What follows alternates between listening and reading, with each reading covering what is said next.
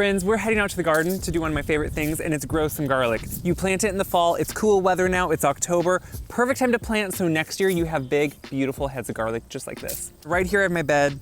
It is fully prepped. It is beautiful, rich soil that drains well. I'm doing 4 different types of garlic, and I sterilized each one after I took all the cloves apart, and then I soaked it in a great rich fertilizer. It's like a 5-2-2, or you can do a fish emulsion. This just helps kind of give it a nutrient soak before you plant it. Garlic can be a heavy feeder, so I always make sure I start by putting down some good organic fertilizer.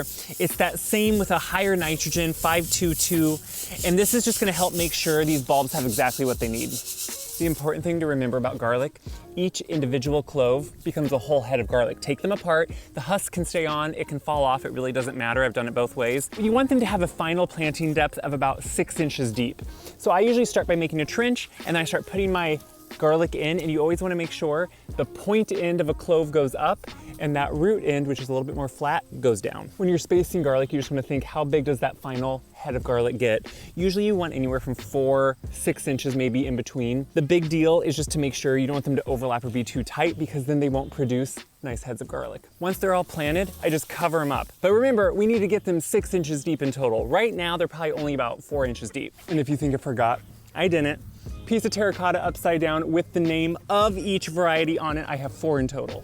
To make sure they get to 4 inches deep, I always like to put on some good organic compost right on top. Some years I do mulched up leaves. Other years I do a good layer of compost, about 2 inches, and we'll be 6 inches in total. Always water them, especially right after you plant them. I'm gonna use that soaking liquid I did. If you wanna make sure nothing digs them up, I cover mine with a fence.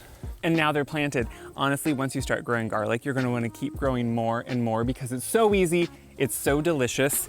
And you can see, now it's ready to go. Water it a few times this fall. Next year, you're gonna have some beautiful garlic.